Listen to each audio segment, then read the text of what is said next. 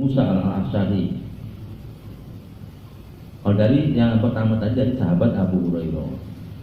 Kalau Abu Musa al-Asy'ari bercerita bahwa beliau mendengar Rasulullah mengatakan, "Ya ma baina ayadrisal imam illa an taqdiya as-shalah."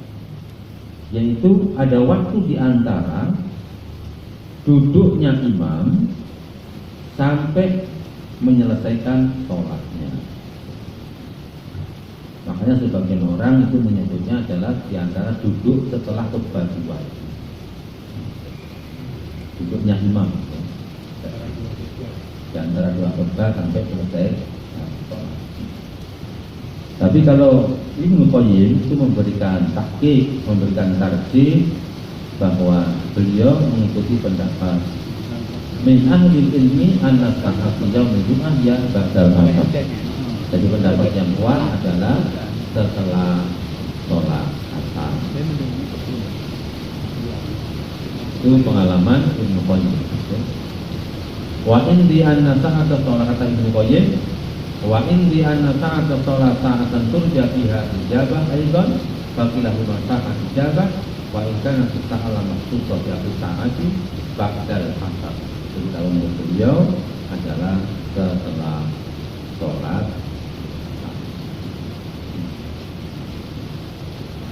Jadi barang siapa yang betul-betul berdoa mendekatkan diri kepada Allah Subhanahu wa Ta'ala, maka insya Allah akan dikabulkan doanya. Kemudian yang ke-13, indas surbi min ma'i zamzam. Ketika minum air zamzam. Diriwayatkan dari sahabat Jabir bahwa Nabi pernah mengatakan ma'u zamzama lima suribalah. Air zamzam itu tergantung niatnya. Penjelasan para ulama dalam kitab At-Tanwir misalnya, itu disebutkan bahwa ma'u zamzama lima suribalahu itu maksudnya apa? Maksudnya bahwa manfaat ya air zam-zam itu tergantung niatnya orang yang minum. Jadi lidal bil matoleh bisa mendatangkan kebaikan, bisa dafil madhar, bisa menolak keburukan. Jadi makanya doanya bebas, Nabi tidak memberikan doa khusus. Nah besok akan saya sampaikan di manasik yang Sabtu itu sebagian, tapi saya sampaikan juga di sini. Yang pertama itu para ulama dulu yang hebat-hebat itu. Jadi yang pertama itu Imam Ibnu Hajar. Ibnu Hajar yang penulis kitab Al-Fathul Bari. Jadi beliau menjadi pintar hadis itu diantaranya sebabnya itu karena dia berdoa ketika mau minum air zam-zam. Jadi dia berdoa begini, ya Allah berikan saya ini rezeki pinter tentang hadis sebagaimana Imam Az-Zahabi.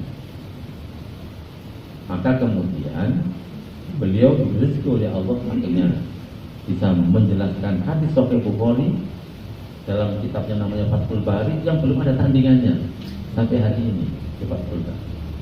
Puluhan jilid. Jadi 7.000 hadis yang Sahih Bukhari dan Sahih Bukhari itu 7.500 ya, 7.500 lebih itu kemudian disarai, dijelaskan satu persatu hingga menjadi puluhan jilid.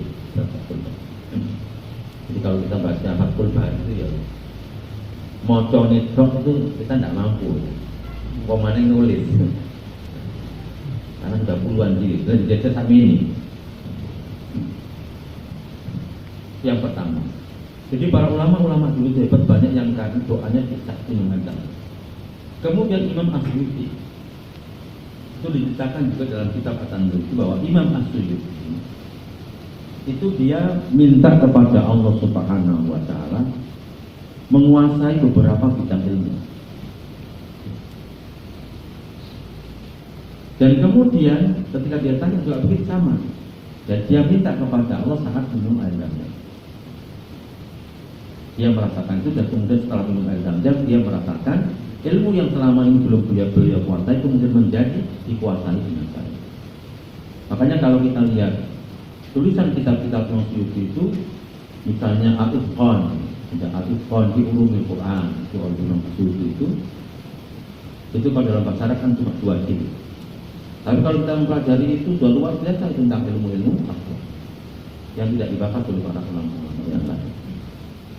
Dan ulama setelahnya mengembangkannya. Misalnya ada Al-Zarqani, kemudian ada ulama-ulama yang lain itu tentang ilmu ulumul. Nah, kemudian yang ketiga contoh lagi, itu penulis kitab namanya Sahih Ibnu Khuzaimah. Itu ada namanya Ibnu Khuzaimah. Ketika ditanya, apa resepnya Anda ini bisa menguasai hadis yang luar biasa? Yaitu dia bisa mengeluarkan dan menulis dalam kitabnya namanya Sahih Ibnu Khuzaimah. Ketika ditanya, begini, jawabannya apa? Aku pernah mendengar Rasulullah itu bersabda dalam zaman 5 lalu.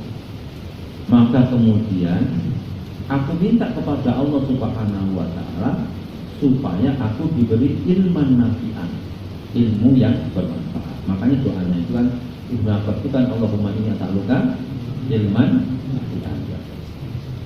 Kemudian aku bisa mendapatkan ilmu ini. Sehingga Imam Daruqutni kemudian memberikan komentar terhadap Ibnu Khuzaimah. Di zamannya itu dia mengatakan belum ada manusia di muka bumi ini yang penguasaan sunnahnya itu melebihi kehebatannya Ibnu Khuzaimah. Makanya ini nanti kalau kita datang ke Mekah lagi, kita ulang doa kita ini. Kita ulang, kita mantapkan. Disertai kalau para satu soal kan sesuai dengan adab-adabnya. Jadi mereka mau beradab, dia duduk, kemudian menghadap kiblat, ya. Kemudian dia betul-betul memang berdoa kepada Allah Subhanahu wa Ta'ala. Makanya jangan dilihat air zam-zamnya. Makanya air zam-zam itu kita meyakininya bukan faktor ilmiahnya, tetapi faktor imannya. Jadi faktor iman. Ya. Jadi faktor imannya itu penting.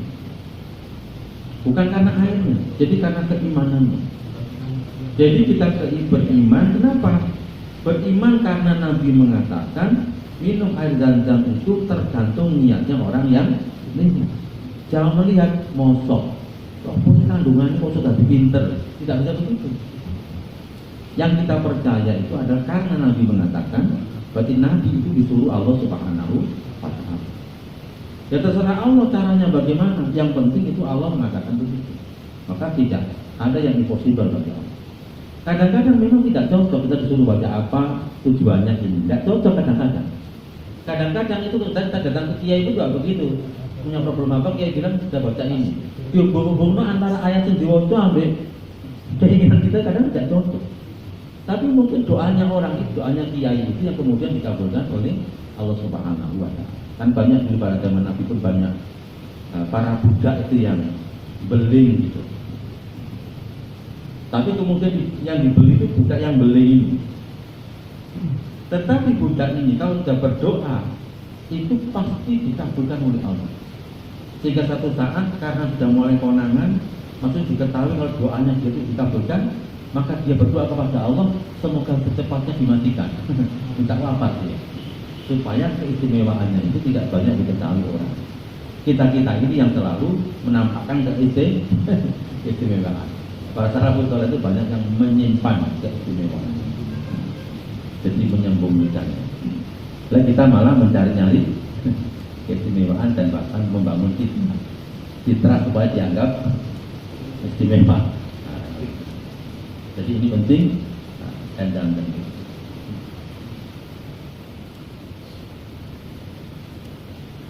Kalau teman tanya teman doa apa itu ya? Saya begini doanya saja. Saya itu doanya diantaranya, ya. Saya doa itu begini. Ya Allah berikan saya kemampuan untuk bikin presentasi terbaik. Gitu. Terus aku guyur-guyur gitu. Maksud saya yakin itu dikabulkan. Maksudnya setelah itu kok ya kesulitan apa gampang ketemu orang, lalu kesulitan apa gampang ketemu orang. Jadi gitu.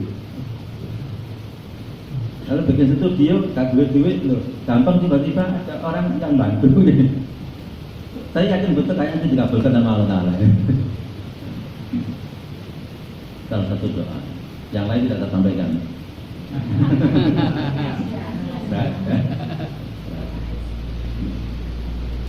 Jadi faktornya apa? Keimanan. Ya. Jadi faktor keimanan bukan karena kandungan keilmuannya. Makanya kemudian kalau lalu kita sakit misalnya corona misalnya misalnya, lalu kita pakai azan bukan jangan melihat karena kandungannya, karena ini perintah Allah dan Rasulnya bahwa air ini ada termasuk bisa menjadi obat. Jadi ini penting karena orang-orang modern itu hanya melihat kandungannya.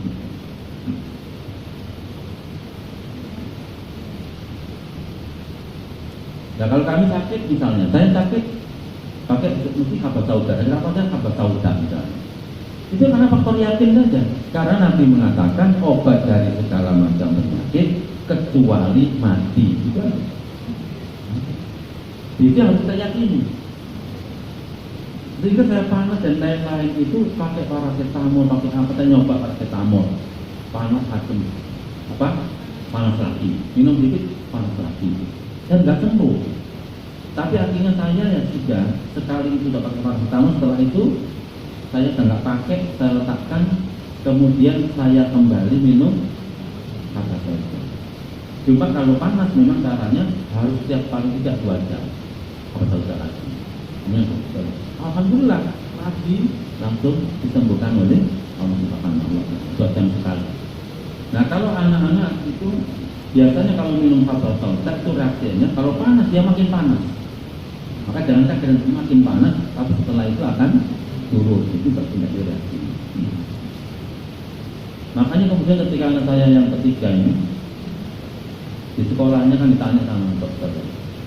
Biasanya ke dokter berapa kali harus ke dokter siapa? Tidak pernah ke dokter. Jadi gurunya kodok-kodok. Tidak pernah ke dokter. Loh iya tidak pernah ke dokternya. Dan mudah-mudahan pertama kali itu aja ke dokter itu ketika melahirkan. Setelah itu tidak ke rumah sakit lagi. Dan kita bisa pakai itu di antaranya. Jadi ini penting sekali bagi kita adalah jangan kemudian terpengaruh oleh pemikiran-pemikiran modern yang hanya mengandalkan akal dan kandungan ini. Kemudian yang ke-14, sujud ketika kita sedang sujud. Aqrabu ma yakunul abdu min rabbihi wa huwa sajidun fa'akhirud doa. Sebaik-baik sedekat-dekat hamba kepada Allah itu adalah ketika dia sedang sujud. Fa'akhirud doa, maka perbanyak doa. Jadi setelah kita berdoa subhana rabbiyal a'la misalnya, atau subhana rabbiyal a'la wa bihamdihi, atau setelah subhana Allahumma rabbana bihamdika Allahumma firli, doalah sak sepuas-puasnya, sak seneng-senengnya. Nah, terutama kalau kita sedang sholat sendiri, sedang sholat sunnah ya.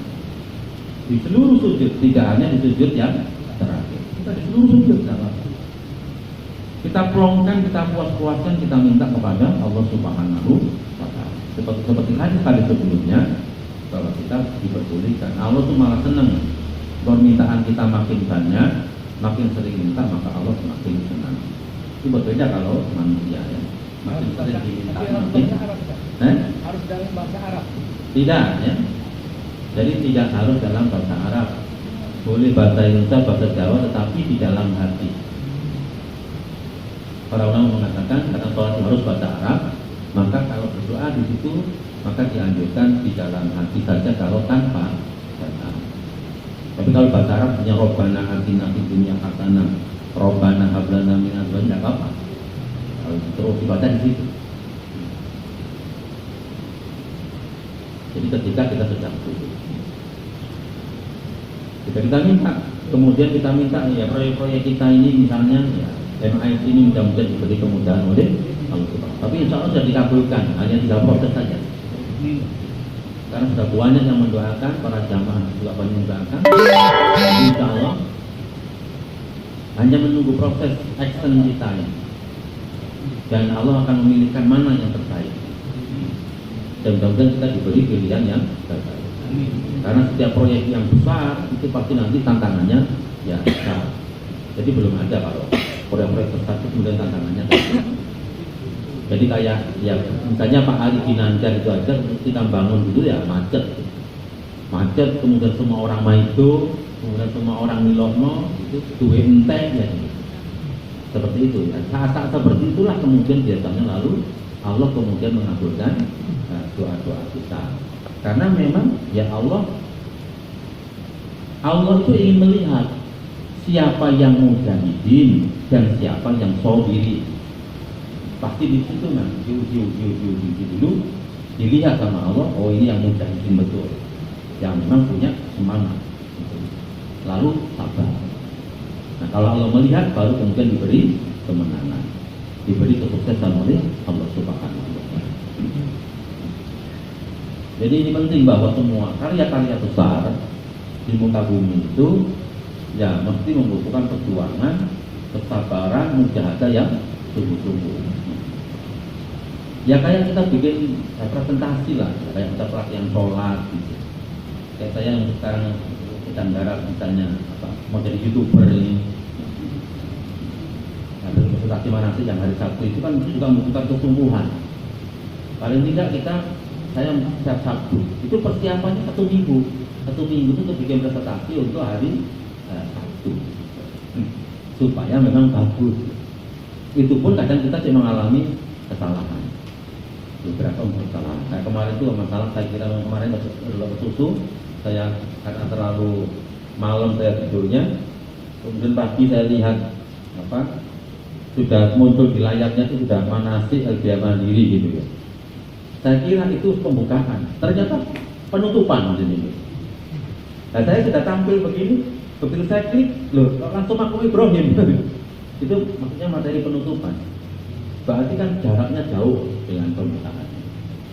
Kan gak ada yang bantu saya, kan bantu akhirnya lagi karena tak klik balik itu terlalu jauh gitu ya. Saya terpaksa gitu. Mohon maaf tadi kejauhan. Anunya. Tidak apa ya biasa lah. Selalu ada begitu. Ketika saya tanya semua orang ketika melakukan untuk streaming itu ya gimana mas? Anzat ya, pokoknya biasanya ono akhirnya ini ada saja ketika memang begitulah perjalanannya.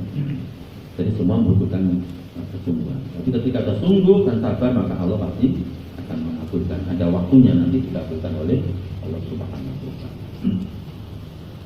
Kemudian yang ke-15 indal istiqol minan naumi lailan, ketika terbangun di malam hari. Jadi kalau kita terbangun di malam hari atau bangun tidur atau terbangun ya. Karena sabdanya begini, man ta'aro, barang siapa yang ngelilir. Lilir kan terbangun ya, sengaja. Dia terbangun di malam hari, di tengah malam maksud saya, tengah malam. Lalu hendaklah dia mengucapkan la ilaha illallah wahdahu la syarikalah. Lahul mulku wa lahul hamdu wa huwa ala kulli syai'in qadir. Alhamdulillah wa subhanallah wa la ilaha illallah wallahu akbar. Wa la haula wa la quwwata illa billah. Kalau kemudian sudah biasa subhanallah alhamdulillah wa la ilaha illallah wa la haula ya bacanya itu. Kemudian dia berdoa Allahumma firli, dia mohon ampun kepada Allah, ya Allah ampuni dosa saya, maka doanya pasti dikabulkan. Fa in tawaddoa, ketika dia kemudian berwudu wa sholat dan dia sholat malam, qabilat sholatuhu, dan sholatnya pasti diterima. Jadi doanya dikabulkan, sholatnya pasti diterima. Jadi kita akan merasakan bahwa doa kita ini itu diterima, dikabulkan oleh Allah Subhanahu wa Ta'ala. Nah, dan itu memang akan terasa betul kadang-kadang di antara kita ya, kadang-kadang dalam hidup pasti mengalami tiba-tiba bangun tidur itu kan ya ada derdek, ada apa dalam kegelapan, lalu ingat kematian. kemudian tidak tenang karena mungkin ada problem, ada apa, maka sangat cocok untuk zikir tadi. Zikir, kemudian lanjutkan qiyamul lail, maka insya Allah setelah beberapa rakaat maka akan menjadi tenang kembali dan seluruh dendam tadi itu akan menjadi hilang.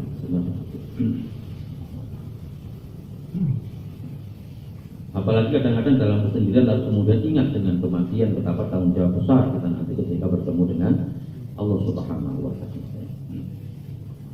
Kemudian yang ke-16, inda doa bidakwati zinnun, yaitu ketika berdoa dengan doanya Zunnun, yaitu nama lain dari Nabi Yunus, bukan Zunnun.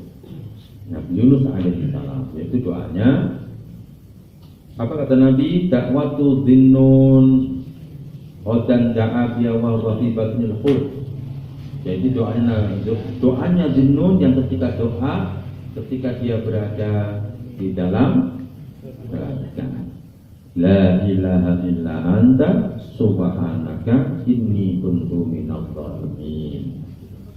Barang siapa yang baca itu maka illa istajaba Allahu lahu, pasti Allah akan mengabulkan doanya. Jadi ketika Nabi Yunus ini luar biasa dia nggak pakai APD pada waktu itu ya, karena dia di dalam perut ikan, maka hanya berdoa itu. Lalu kemudian doanya dikabulkan. Disebutkan dalam Al-Quran itu, seandainya dia tidak berdoa kepada itu, maka dia akan berada di perut ikan itu sampai hari kiamat, sampai hari dibangkitkan. Itu betapa dahsyatnya doanya. Ini penting sekali bagi kita semua, bahwa doa itu adalah punya kekuatan yang luar biasa. Maka jangan sekali-kali mengatakan, ketika orang mengatakan ya kita kan berdoa, sok dungo-dungo, jangan begitu. Jadi jangan sekali mengatakan sok dungo-dungo. Doa itu punya pengaruh yang sangat dahsyat. Bahkan kalau kita kemudian mengandalkan sebab, itu bisa menjadi musyrik, bisa menjadi kafir.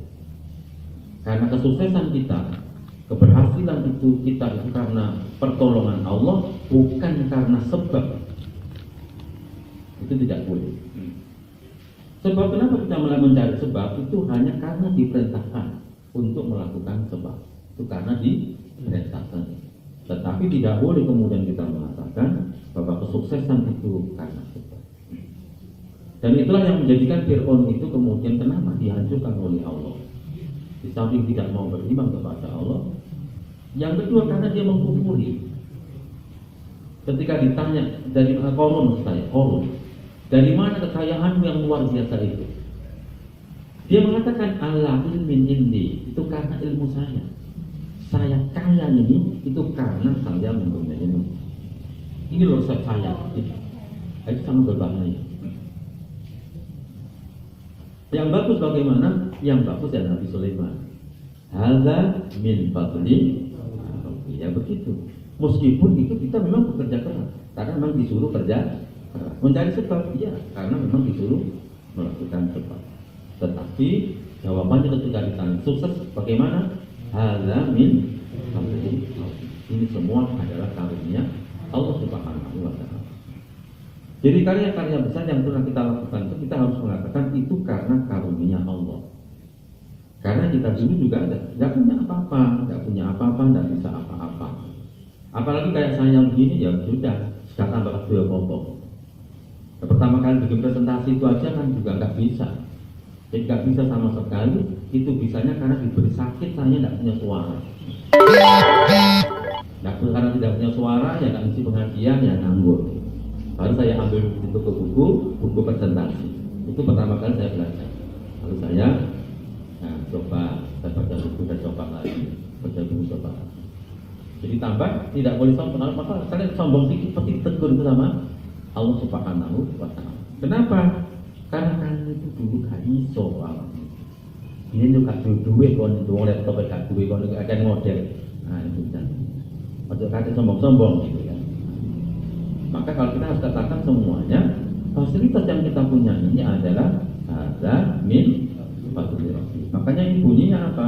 La ilaha illa anta subhanaka inni kuntu minadh dhalimin. Itulah yang tidak keluar dari pemimpin-pemimpin hari ini, bahwa wabah itu karena kezaliman. Jadi wabah itu karena kezaliman. Mestinya semua orang harus mengatakan, mari kita bertobat dari kezaliman kita, supaya wabah ini kemudian cepat hilang. Malah kemudian membuat kezaliman baru. Bahkan dana-dana wabah dilakukan dengan cara yang tidak benar. Wah, itu nanti Allah semakin marah. Jadi ini penting bagi kita semua supaya kita mengetahui bahwa wabah itu ada, terjadi itu karena banyaknya kezaliman. Maka tidak cukup kemudian kalau hanya kemudian mengandalkan protokol kesehatan. Dan kemudian yang paling apa? Yang paling sering itu malah kena COVID. Karena mengandalkan sebab, itu bahayanya mengandalkan sebab. Nah, kemudian yang ke-17 ya. Nanti saya kira lain dan sudah tahu semua ya. Nah. Terus saya juga punya pengalaman spiritual itu, kalau la ilaha illallah itu memang tidak cukup kalau 100. Saya baca 1000 itu baru. Jadi ketika saya banyak diganggu orang itu, jadi kepala yang saya pusing, kemudian selalu itu baru beritanya paling tidak 1000, itu baru akan terasa. Kayak 100, 200 itu apalagi kena sihir atau apa itu ya harus ribuan. Pengalaman dulu ketika kami sering kena sihir itu begitu kan. Jadi tidak cukup kalau saya 100, 200.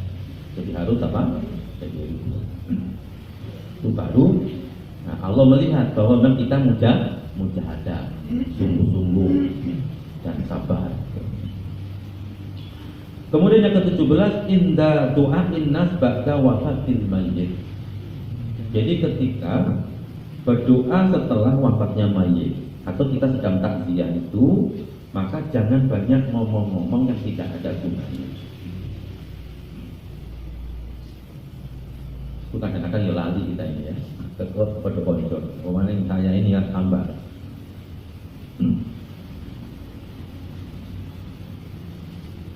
Sama tidak tanya uang waktu tak dia ini mas. Terjalan. Terus gak maskeran dewe ngomong tok salaman kabeh gitu. Waduh.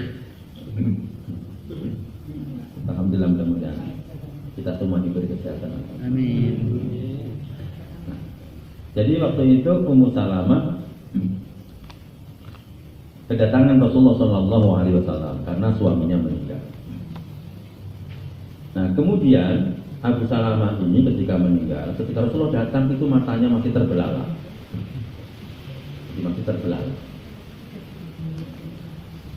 Lalu Nabi mengatakan, Innar roha idza qubida ta'ibahul basar. Sesungguhnya ruh itu ketika dicabut akan diikuti dengan mata. Jadi karena ruh itu dari kaki ke atas dan ke atas, makanya orang meninggal itu matanya pasti akan melihat ke atas. Karena ruh berjalan ke atas. Maka Abu Salamah ini matanya melirik ke atas. Nah kemudian ketika tahu seperti itu, wadajjanna binal maka seluruh keluarganya menangis semua. Nangis dan ngomong, banyak yang ngomong-ngomong. Kemudian dalam riwayat yang lain sama Rasulullah kemudian disuruh sininya tidak kan? Ya ditutup misalnya, ya bisa supaya tidak kelihatan, supaya tidak. Ya, nanti kalau dalam video tinggal tutup aja matanya ya lurus gitu ya, secepatnya. Banyak telat dan bisa. Lalu apa kata Nabi? La tad'u ala anfusikum illa bil khair. Janganlah kalian menyeru untuk diri kalian kecuali yang baik saja. Kenapa harus ngomong yang baik-baik saja? Fa innal malaikata yu'minuna ala ma taqulu. Karena para malaikat itu mengamini terhadap apa yang kalian katakan. Jadi kalau kita sedang takziah itu juga jangan ngeratani lalu menjelek-jelekan mayit atau apa. Sudah katakan yang baik-baik dan perbanyak doa, karena doa di saat itu dikabulkan oleh Allah Subhanahu wa taala. Kenapa? Karena diamini oleh para malaikat kalau kita sedang takziah. Jadi maka kita banyak berdoa, itu aja diamini. Sehingga waktu itu Rasulullah SAW itu mendoakan Abu Salamah. Allahumma ighfir li Abi Salamata, ya Allah ampunilah ampunan kepada Abu Salamah. Warfa darajatahu fil mahdiyyin, ya Allah angkatlah derajatnya bersama orang-orang yang mendapatkan hidayah. Waghfir lana wa lahu, ya Allah berilah ampunan kami dan dia, ya Rabbal alamin, wahai yang menguasai alam semesta. Wafsah lahu fi qabrihi wa nawwir lahu fihi, ya Allah perluas kuburnya dan beri cahaya dalam kuburnya. Di antara doa. Saya kira cukup. Jadi itu di antara doa-doa yang dikabulkan oleh Subhanahu wa taala. Mudah-mudahan Allah mengabulkan doa-doa kita semuanya. Amin. Terutama di masjid ini, dan sekali lagi mudah-mudahan seluruh keluarga besar di dalam masjid ini diberi barokah kesehatan oleh Allah Subhanahu wa taala. Selamatkan di dunia dan selamatkan di akhirat. Kita akhiri dengan doa majelis. Subhanakallahumma wa bihamdika asyhadu an la ilaha illa anta astaghfiruka wa atubu ilaik. Hadanallahu wa iyyakum ajma'in. Assalamualaikum warahmatullahi wabarakatuh. Waalaikumsalam.